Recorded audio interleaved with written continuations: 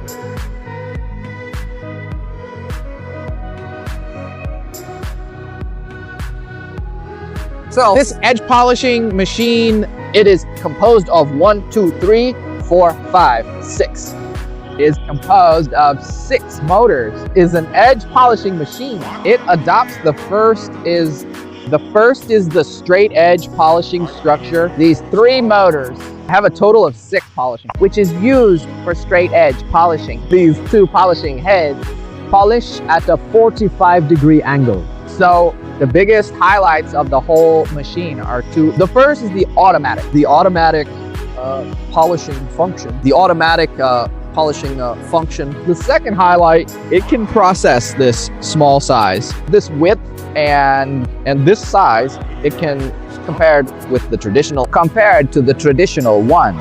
It can process smaller sizes. It is more convenient to process small samples. Of course, it can be infinitely. And magnify it with different sizes and achieve the same processing effect. Just now you saw that. The actual polishing effect, because it adopts A structure of upper and lower belts.